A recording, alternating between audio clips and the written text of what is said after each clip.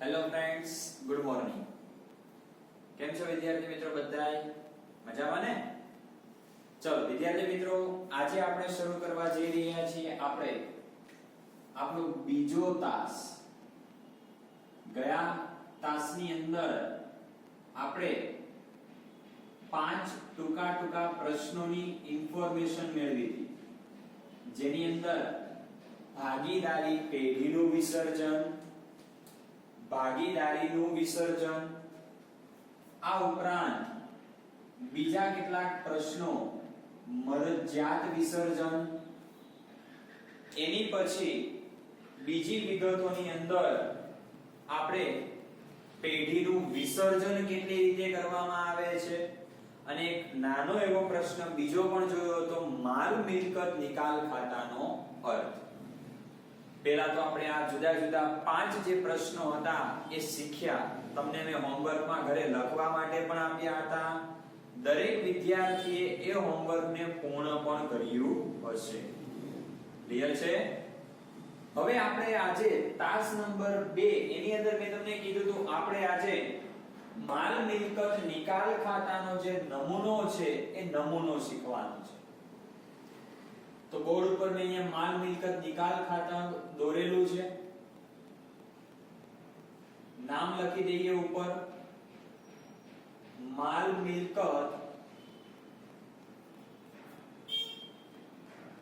નિકાલ ખાતાનો નમૂનો. શું આવશે? નમૂનો. આ બાજુ હશે એને ઉધાર કહેવાશે, આ બાજુ હશે એને જમા કહેવાશે. પહેલું કોલમ બનશે અહીંયા વિગત, જે આપણે સામાન્ય ખાતામાં બનાવીએ છીએ એ જ રીતે. બીજું કોલમ રકમ, રૂપિયામાં હશે.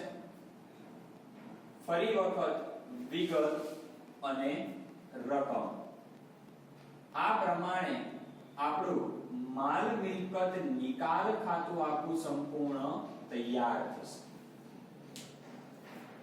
વિદ્યાર્થી મિત્રો, આ ખાતું શીખવા માટે સૌપ્રથમ પહેલા તમને એકાઉન્ટનું અગત્યનું એવું પાકું સરવૈયું તમને આવડવું જોઈએ. કયું ખાતું આવડવું જોઈએ? પાકું સરવૈયું. યાદ છે બધાને પાકું સરવૈયું? થોડી ઘણી માહિતી પણ આવડવી જરૂરી છે, કારણ કે જો પાકું સરવૈયું આવડતું હશે તો એના ઉપરથી તમને આ માલ મિલકત નિકાલ ખાતું બનાવવું ખૂબ જ સહેલું બનશે.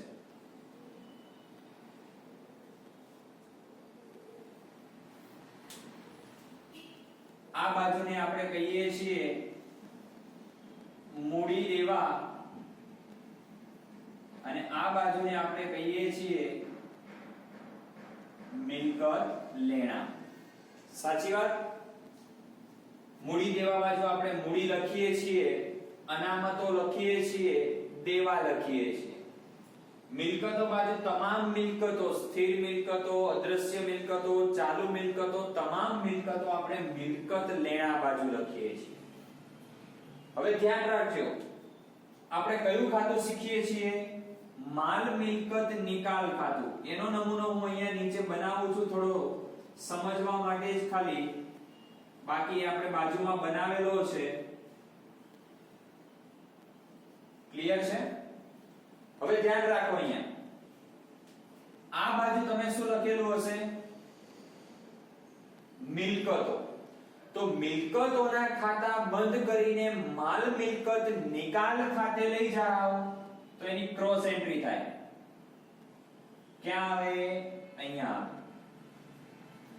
મિલકતોના ખાતા બંધ કરીને માલ મિલકત નિકાલ ખાતે લઈ જાઓ તો ક્યાં લખાય? જો પહેલી એન્ટ્રી શું લખાશે? અહીંયા હું હેડિંગ આપું છું, પરચુરણ મિલકતો. રોકડ સિવાયની બધી મિલકતો અહીંયા લખાય. પરચુરણ મિલકતો ખાતે બધી મિલકતો અહીંયા લખાય. પણ કઈ નહીં આવે? રોકડ સિવાયની. હું અહીંયા 2 થી 3 મિલકતોના નામ લખું છું. જમીન, મકાન, યંત્રો, વાહનો, ફર્નિચર, દેવાદારો, લેણી હુંડી, અન્ય મિલકતો, બધી જ વસ્તુ ક્યાં આવશે? માલ મિલકત નિકાલ ખાતાની ઉધાર બાજુ. આનું ટોટલ થાય અને એ ટોટલ અહીંયા બહારના કોલમમાં તમારે લખવાનું. ક્લિયર છે? કમ્પ્લીટ? ઓકે. હવે વિદ્યાર્થી મિત્રો આ બાજુ આવો. અહીંયા આપણે મૂડીની નીચે શું લખીએ છીએ? અનામત અને જોગવાઈ લખીએ છીએ. તો જોગવાઈના ખાતા બંધ કરીને માલ મિલકત નિકાલ ખાતે લઈ જાઓ તો એની નોંધ અહીંયા આવે. જોગવાઈના ખાતા બંધ કરીને માલ મિલકત નિકાલ ખાતે લઈ જાઓ તો એની નોંધ માલ મિલકત નિકાલ ખાતાની જમા બાજુ આવે. કઈ બાજુ આવે? જમા બાજુ. તો ચલો આપણે અહીંયા શું લખીશું? હેડિંગ જોગવાઈઓ ખાતે. કોના ખાતે જશે? જોગવાઈઓ ખાતે. જોગવાઈની અંદર 2 થી 3 જોગવાઈઓ જે છે. પહેલી જોગવાઈ ગાલખાદ અનામત. પહેલી જોગવાઈ ગાલખાદ અનામત. બીજી જોગવાઈ એક ઘસારા ફંડની જોગવાઈ. આ જોગવાઈના ખાતા બંધ કરીને માલ મિલકત નિકાલ ખાતે લઈ જાવ એટલે અહીંયા લખાય. આ ઉપરાંત લેણી હુંડી એટલે કે દેવાદારો અને લેણી હુંડી વટાવ અનામત જે આવે છે એ પણ અહીંયા જોગવાઈમાં આવે. ક્લિયર છે? હજી અહીંયા તમે જુઓ તો અહીંયા હજી તમે શું લખો છો? દેવા લખો છો. યાદ કરો, લેણદારો, દેવી હુંડી, બેંક ઓવરડ્રાફ્ટ. તો દેવાના ખાતા બંધ કરીને પણ ક્યાં જાય? માલ મિલકત નિકાલ ખાતાની જમા બાજુ. તો અહીંયા આપણે લખીશું દેવા ખાતે. દેવાની અંદર કયા કયા દેવા લખશો તમે? તો મેં જે તમને 3 થી 4 નામ આપ્યા એ આપણે અહીંયા ખાલી ફોર્મેટ બનાવીએ છીએ એટલે ટૂંકમાં લખો તો જ ચાલે. લેણદારો છે, દેવી હુંડી છે, બેંક ઓવરડ્રાફ્ટ છે. આ તમામ વિગતો અહીંયા લખાશે. ક્લિયર છે? આ ઉપરાંત મેં કીધું એ પ્રમાણે બેંક ઓવરડ્રાફ્ટ, કારીગર નફા ભાગ ભંડોળ, ચૂકવવાના બાકી ખર્ચાઓ, અન્ય દેવાઓ પણ અહીંયા આવી ગયા. તો વિદ્યાર્થી મિત્રો બોલો, આ 3 એન્ટ્રીમાં ખ્યાલ આવી ગયો? એટલે મેં કીધું જો પાકું સરવૈયું તમને આવડતું હશે તો એના ઉપરથી માલ મિલકત નિકાલ ખાતું કેવું બનશે? ઝડપથી બનશે. તો જ આ સરળતાથી સમજાય. કારણ કે એની ક્રોસ એન્ટ્રી તમે આપો છો એટલા માટે. ક્લિયર? ઓકે. ચલો હવે જોવો અહીંયા. હવે કોઈ ભાગીદાર મિલકત વેચે છે. હવે આપણે પેઢીની મિલકતોને શું કરીએ છીએ? વેચીએ છીએ. શું કરો છો? મિલકતો વેચો છો. ચલો હું એમ કહું જમીન રોકડેથી વેચી તો આમનો તો શું કરો? રોકડ ખાતે ઉધાર તે જે તે મિલકત ખાતે જમા થાય. તો અહીંયા પણ ઊંધું છે. કોઈ પણ મિલકતો તમે વેચો તો આમનો દેવી થાય. રોકડ ખાતે ઉધાર તે માલ મિલકત નિકાલ ખાતે જમા. એટલે હવે અહીંયા ધ્યાન રાખજો. હવે મિલકતો તમે શું કરો છો? વેચો છો. તો વેચો તો એની નોંધ જમા બાજુ થાય. ક્યાં થાય? જમા બાજુ. ત્યાં શું લખાય? રોકડ કે બેંક ખાતે. શું લખાય? રોકડ કે બેંક ખાતે. શું કર્યું? કૌંસમાં લખું છું મિલકતનું વેચાણ. શું લખાય? મિલકતનું વેચાણ. તો માલ મિલકત નિકાલ ખાતાની કઈ બાજુ નોંધ કરી? જમા બાજુ નોંધ કરી. કઈ બાજુ? જમા બાજુ. ચલો હવે આ જ વસ્તુ આગળ યાદ રાખો પાછી ફરી વખત. જો કોઈ મિલકત ભાગીદાર લઈ જાય તો તમે પ્રવેશ નિવૃત્તિમાં હવાલા શીખીને આવ્યા હશો કે ભાગીદાર આ મિલકત લઈ જાય છે, ભાગીદાર રોકાણો લઈ જાય છે, ભાગીદાર યંત્ર લઈ જાય છે, તો એની નોંધ શું થશે? તો કોઈ પણ ભાગીદાર મિલકત લઈ જાય તો ભાગીદારના ખાતે ઉધાર અને માલ મિલકત નિકાલ ખાતે શું થાય? જમા થાય. તો અહીંયા આપણે લખીશું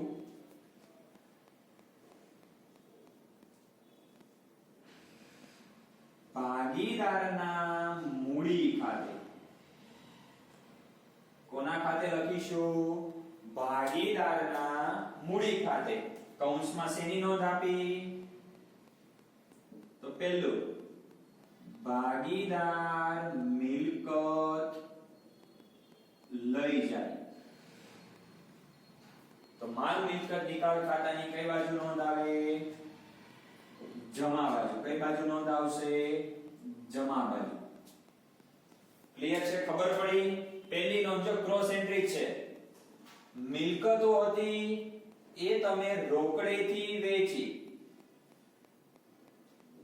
મિલકત કોઈ ભાગીદાર લઈ જાય છે તો ભાગીદારના મૂડી ખાતે જમા. આની ક્રોસ એન્ટ્રી આ બાજુ આવી. હવે એ જ પ્રમાણે કોઈ ભાગીદાર જોગવાઈ સ્વીકારે છે કે ભાઈ હું જોગવાઈ રોકડેથી ચૂકવી આપીશ, તો એ જ પ્રમાણે થયું. આ બાજુ છે તો આની ક્રોસ એન્ટ્રી કઈ બાજુ આવશે? અહીંયા આવશે. શું આવશે? આ બાજુ. ભાગીદાર શું કરે છે? દેવાની ચુકવણી સ્વીકારે છે. શેની ચુકવણી સ્વીકારે છે? દેવાની ચુકવણી. યાદ રાખજો ભાગીદાર છે દેવાની ચુકવણી સ્વીકારે છે. સોરી અહીંયા નહીં, દેવું છે આપણું. ભાગીદાર શું કરે છે? દેવાની ચુકવણી સ્વીકારે છે. તો દેવાની ચુકવણી સ્વીકારે તો ભાગીદાર પાસેથી રોકડ જાય. રોકડ જાય તો તમને ખબર છે 11મા ધોરણનો નિયમ, રોકડ જાય તો શું કરવાની? જમા કરવાની. રોકડ જાય તો જમા કરવાની. તો આમનો શું બને? રોકડ ખાતું જમા થાય, જે તે દેવા ખાતે શું થાય? ઉધાર. પણ અહીંયા ઊંધું, માલ મિલકત નિકાલ ખાતે ઉધાર, તે રોકડ કે બેંક ખાતે જમા. તો અહીંયા દેવા તમે રોકડેથી ચૂકવો છો તો સેમ ટુ સેમ અહીંયા લખ્યું એ જ પ્રમાણે અહીંયા શું આવે? રોકડ કે બેંક ખાતે કૌંસમાં શેનું વેચાણ?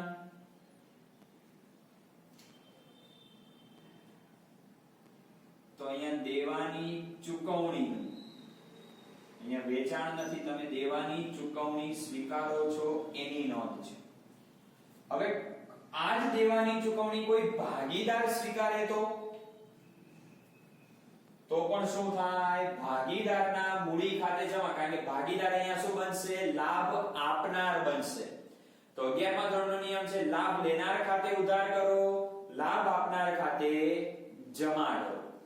તો ભાગીદાર અહીંયા લાભ આપનાર બને છે તો એના મૂડી ખાતે જમા અને માલ મિલકત નિકાલ ખાતે શું થાય? ઉધાર થાય. તો ભાગીદારના મૂડી ખાતે. કોના ખાતે આવશે? મૂડી ખાતે. ભાગીદારે સ્વીકારેલી શું છે? દેવા છે. ભાગીદારે સ્વીકારેલ દેવા કે ભાગીદારે દેવું સ્વીકાર્યું કે હું લેણદારોના નાણાં ચૂકવી આપું, હું દેવી હુંડી ચૂકવી આપું, હું કારીગર નફા ભાગ ભંડોળ ચૂકવી આપું, તો એની નોંધ અહીંયા આ પ્રમાણે થશે. તો જો અહીંયા પણ બંનેની ક્રોસ એન્ટ્રી આપી, ધ્યાન રાખો. પહેલું દેવા તમે શું કર્યા? રોકડા ચૂકવ્યા. અને દેવા કોઈ ભાગીદાર એની જવાબદારી સ્વીકારે તો. ક્લિયર થઈ ગયું બંને? ઓકે. હવે વિદ્યાર્થી મિત્રો આ તો એન્ટ્રી તમને આવડી ગઈ કે આની ક્રોસ એન્ટ્રી આ બાજુ, આની ક્રોસ એન્ટ્રી આ બાજુ. મિલકતો રોકડેથી કે કોઈ ભાગીદાર ચૂકવે તો આ બાજુ લખાય, દેવા કોઈ ભાગીદાર કે રોકડેથી ચૂકવે તો આ બાજુ લખાય. પણ હવે આવે છે ભાગીદારી પેઢીનો વિસર્જન ખર્ચ. ભાગીદારી પેઢી વિસર્જન થાય તો એનો ખર્ચ થાય. તો એ ખર્ચ કઈ રીતે લખાય? તો એ ખર્ચ પણ બે રીતે ચૂકવાય. રોકડેથી ચૂકવાય અને કોઈ ભાગીદાર ચૂકવે તો. તો જો ખર્ચ એટલે શું થયું? નુકસાન થયું. નુકસાન થાય તો ભાગીદારના કઈ બાજુ આવે? ભાગીદાર ચૂકવે તો ભાગીદાર ખાતે ઉધાર થાય. પણ અહીંયા તમે રોકડેથી ચૂકવો છો, તમારો ખર્ચ ચૂકવો છો, તો જે પ્રમાણે અહીંયા આપણે દેવાની ચૂકવણીની એન્ટ્રી કરી એ જ પ્રમાણે અહીંયા એન્ટ્રી થશે. ક્લિયર છે? તો આપણે આ બાજુ ફરી વખત અહીંયા એન્ટ્રી આવશે.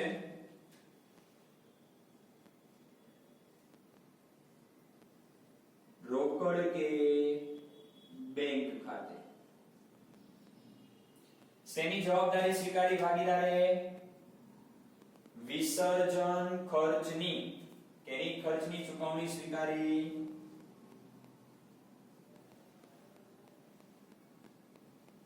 વિસર્જન ખર્ચની ચૂકવણી. કેવી રીતે કરવાની? રોકડેથી કરવાની છે. ક્લિયર છે? કમ્પ્લીટ. હવે વિદ્યાર્થી મિત્રો જે મિલકતોની નોંધ પેઢીના ચોપડે નથી કરેલી, તો એ પણ મિલકતનું વેચાણ કરો તો આ બાજુ જ આવે મિલકતોનું વેચાણ, તો રોકડ કે બેંક ખાતે. અને કોઈ એવા દેવા છે કે જેની નોંધ પેઢીના ચોપડે થયેલી નથી, તો એ દેવા તમે ચૂકવો છો તો એની નોંધ પણ અહીંયા જ આવે રોકડ કે બેંક ખાતે. ક્લિયર?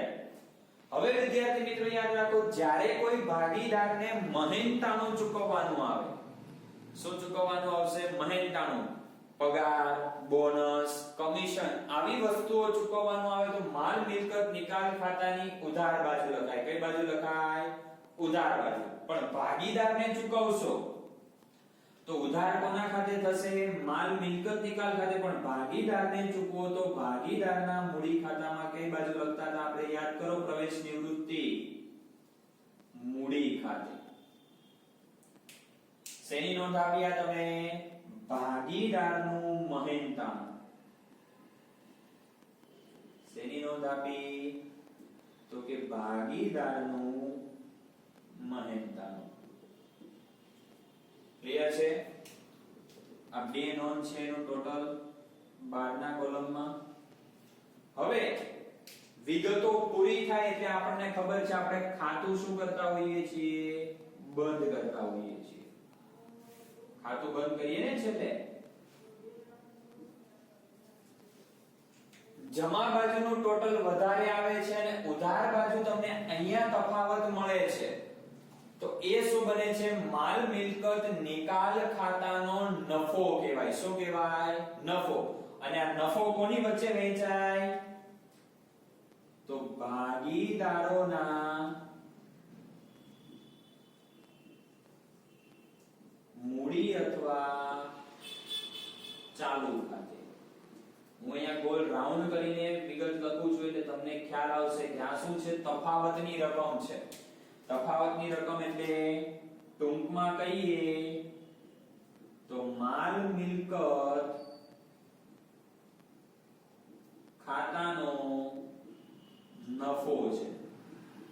અને એ જ વસ્તુ બીજી, ઉધાર બાજુનું ટોટલ વધારે છે અને જમા બાજુ અહીંયા તફાવત આવે છે, તો એ તફાવત પણ તમારે ક્યાં લઈ જવું પડે? ભાગીદારના મૂડી કે ચાલુ ખાતે. કઈ બાજુ લખવો પડે? મૂડી કે ચાલુ ખાતે. યાદ રાખજો, અહીંયા પણ આપણે રાઉન્ડ કરીને લખીએ એટલે ખ્યાલ આવે કે આ જે છે તફાવતની રકમની નોંધ કરી છે. કૌંસમાં અહીંયા શું લખશું આપણે? માલ મિલકત ખાતાની ખોટ. ઉધાર બાજુ તફાવત આવે તો નફો, જમા બાજુ તફાવત આવે તો શું કહેવાય? એને ખોટ કહેવાય. ગયો આપણો અહીંયા કમ્પ્લીટ માલ મિલકત નિકાલ ખાતાનો સંપૂર્ણ નમૂનો. ક્લિયર? હવે વિદ્યાર્થી મિત્રો આપણે એનાથી આગળ એક ટૂંકો પ્રશ્ન પણ આની અંદર મેં કીધું 3 માર્ક્સના 2 પ્રશ્નો પૂછાય છે, તો આની અંદર એક થિયરીનો પ્રશ્ન પણ આઈએમપી આવે છે. એ પ્રશ્નનું નામ છે આ જ વસ્તુ છે કે માલ મિલકત નિકાલ ખાતા વિશે ટૂંક નોંધ લખો. પ્રશ્ન કયો છે? તો કે માલ મિલકત નિકાલ ખાતા વિશે ટૂંક નોંધ લખો. હું અહીંયા પ્રશ્ન લખું છું. માલ મિલકત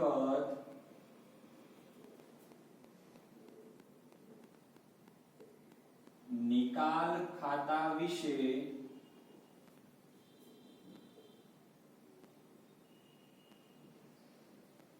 ટૂંક નોંધ.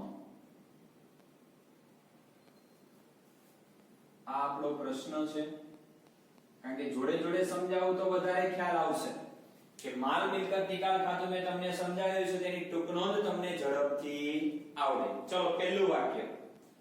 તો પહેલા આપણે એનો અર્થ લખવાનો. શું લખવાનો? અર્થ. અર્થ મેં તમને ગયા લેક્ચરમાં શીખવાડ્યો. બોલો, કોઈને યાદ છે? લખવાનો કીધો તો ચોપડામાં. તો કે ભાગીદારી પેઢીના વિસર્જન સમયે પેઢીની મિલકતો અને દેવાના નિકાલની હિસાબી અસર આપવા માટે પેઢીના ચોપડે જે ખાતું ખોલવામાં આવે છે તેને કયું ખાતું કહેવાય છે? માલ મિલકત નિકાલ ખાતું કહેવાય છે. કયું ખાતું કહેવાય છે? માલ મિલકત નિકાલ ખાતું.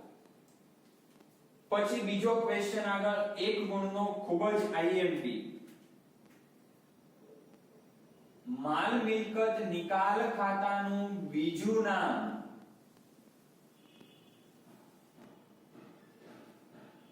સંપાદન ખાતું છે. માલ મિલકત નિકાલ ખાતાનું બીજું નામ શું છે? સંપાદન ખાતું. આ યાદ રાખજો. એક ગુણનો મોસ્ટ આઈએમપી પ્રશ્ન. શેમાં પૂછાય? એસક્યુ માં પૂછાય કે માલ મિલકત નિકાલ ખાતાનું બીજું નામ શું? તો સંપાદન ખાતું. જેવી રીતે પુનઃ મૂલ્યાંકન ખાતું છે એનું બીજું નામ પણ છે, એવી જ રીતે અહીંયા સંપાદન ખાતાનું પણ, એટલે કે માલ મિલકત નિકાલ ખાતાનું બીજું નામ પણ છે. ક્લિયર? હવે આગળ બીજી ટૂંક નોંધ તમને ચોપડીની અંદર આપેલી જ છે કે બાજુ રોકડ સિવાયની તમામ મિલકતોના ખાતા બંધ કરીને દર્શાવવામાં આવે છે. જો એટલે મેં છે ને ટૂંક નોંધ જોડે લીધી છે કે માલ મિલકત નિકાલ ખાતાની ઉધાર બાજુ. પહેલું વાક્ય આપણે લખીએ. માલ મિલકત નિકાલ ખાતાની ઉધાર બાજુ. તો ઉધાર બાજુ જો પરચુરણ મિલકતો પણ કઈ કે રોકડ સિવાયની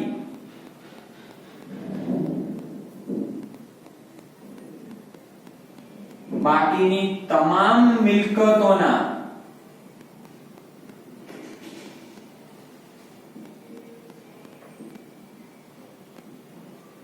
ખાતા બંધ કરીને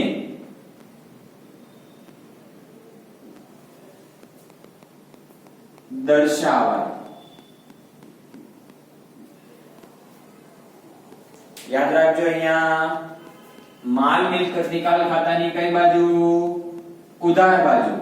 રોકડ સિવાયની તમામ મિલકતોના ખાતા બંધ કરીને શું થાય છે? દર્શાવાય છે. જુઓ, મેં હમણાં તમને ખાતું બનાવ્યું હતું કે પાકા સરવૈયામાં મિલકતો બંધ કરો એટલે કઈ બાજુ આવે? માલ મિલકત નિકાલ ખાતાની ઉધાર બાજુ. ક્લિયર છે? તો બીજી આ વિગત આવશે શું કે માલ મિલકત નિકાલ ખાતાની જમા બાજુ જોગવાઈઓ અને દેવાના ખાતા બંધ કરીને દર્શાવાય છે. બીજું વાક્ય આપણે લખીએ છીએ માલ મિલકત નિકાલ ખાતાની જમા બાજુ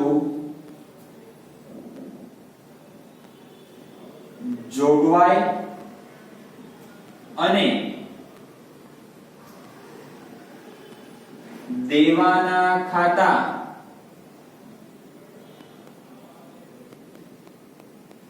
બંધ કરી દર્શાવાય છે. કોના ખાતા દર્શાવાય છે? જોગવાઈ અને દેવાના ખાતા બંધ કરીને દર્શાવાય છે. ક્લિયર છે? તો જો આ બંને વાક્યો મેં તમને ક્યાંથી શીખવાડ્યા? અહીંયાથી. ક્લિયર છે? ઓકે, ચલો એની પછી આગળ મિલકતોની ઉપજ માલ મિલકત નિકાલ ખાતે જમા કરવામાં આવે છે. મિલકતોની ઉપજ, મિલકતો રોકડેથી વેચો છો તો રોકડ ઉપજે? હા, તો જો માલ મિલકત નિકાલ ખાતાની ઉપજ માલ મિલકત નિકાલ ખાતે શું કરવામાં આવે છે? જમા કરવામાં આવે છે. તો આગળનું વાક્ય છે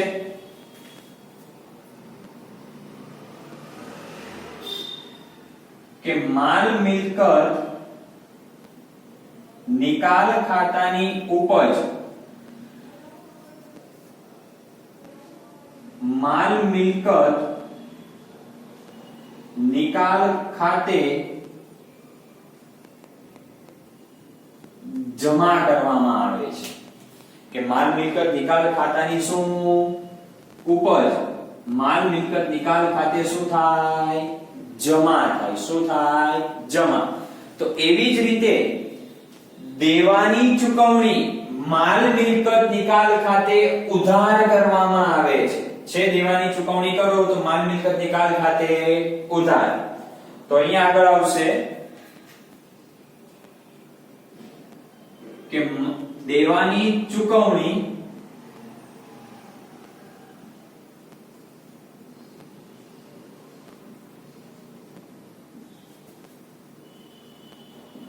માલ મિલકત નિકાલ ખાતે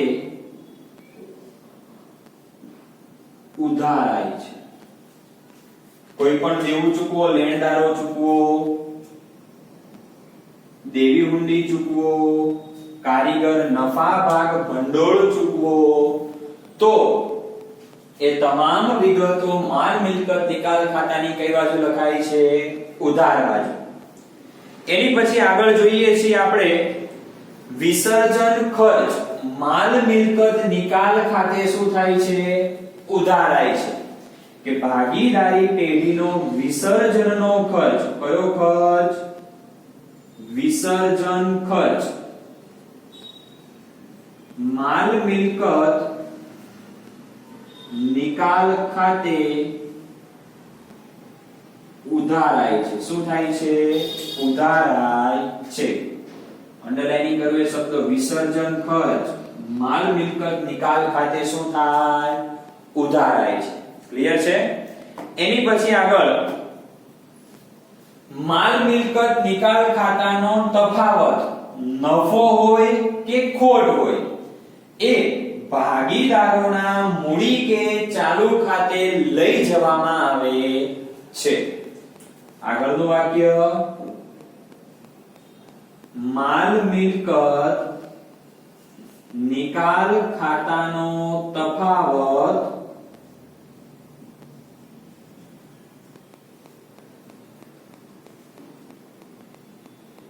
માલ મિલકત નિકાલ ખાતાનો તફાવત શું હશે?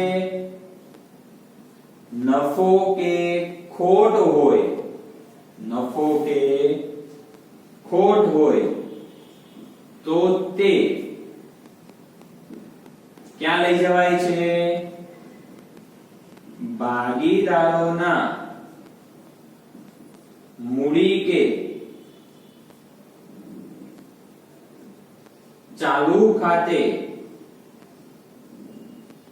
લઈ જવાય છે. શું? માલ મિલકત નિકાલ ખાતાનો તફાવત નફો હોય કે ખોટ ક્યાં લઈ જવાય? તો કે ભાગીદારોના મૂડી કે ચાલુ ખાતે લઈ જવામાં આવે છે. તો જો વિદ્યાર્થી મિત્રો મેં આખું જે માલ મિલકત નિકાલ ખાતું અહીંયા તમને સમજાવ્યું એના ઉપરથી ટૂંક નોંધ શીખવાડી. એક કોઈ વાક્ય આની બહારનું હોય તો બોલો. ખાલી એક આનું બીજું નામ છે, બાકી બીજી કોઈ વિગત આ ખાતાના નમૂનામાંથી બહારમાંથી નથી લીધી. ક્લિયર? ખ્યાલ આવ્યો આખો નમૂનો? કારણ કે આ ખૂબ જ ઉપયોગી છે. ભલે મોટા દાખલા નથી પૂછાતા પણ આ વિગતો પૂછાય. કેમ કીધું મેં? અહીંયાથી એસક્યુ પૂછાશે, માલ મિલકત નિકાલ ખાતાની ટૂંક નોંધ પૂછાય. તો આ બધી માહિતી આપણને થોડી ઘણી આવડતી હશે તો આપણે એના ઉપરથી ટૂંક નોંધ ઝડપથી લખી શકીશું. આવડતી જ નહીં હોય તો લખી શકાય નહીં. ક્લિયર છે? તો સારું, ચલો વિદ્યાર્થી મિત્રો, આજના હોમવર્કની અંદર તમારે આજનું જે તમારું હોમવર્ક છે એ હોમવર્કમાં તમારે શું કરવાનું છે? તો સૌપ્રથમ પહેલા તમારે માલ મિલકત નિકાલ ખાતાનો નમૂનો ચોપડામાં વ્યવસ્થિત ફૂટપટ્ટી અને પેન્સિલનો ઉપયોગ કરીને ખાના દોરવાના, આ વિગતો લખવાની, એરા બતાવવા પડે તમારે તો એરા બતાવવાના. પછી બીજો પ્રશ્ન, આ માલ મિલકત નિકાલ ખાતાની જે ટૂંક નોંધ છે એ ટૂંક નોંધ પણ તમારે લખવાની છે. ક્લિયર છે? કમ્પ્લીટ? ઓકે. તો સારું, ચલો વિદ્યાર્થી મિત્રો, હવે મળીશું આપણે આના પછી એક બીજા ટાસ્કની અંદર, જેની અંદર આપણે હજી કેટલીક થોડી થિયરી બાકી છે એ થિયરીની ચર્ચા કરવાની છે. તો સારું, ચલો વિદ્યાર્થી મિત્રો, મળીએ આપણે હવે નેક્સ્ટ લેક્ચરમાં. Thank you.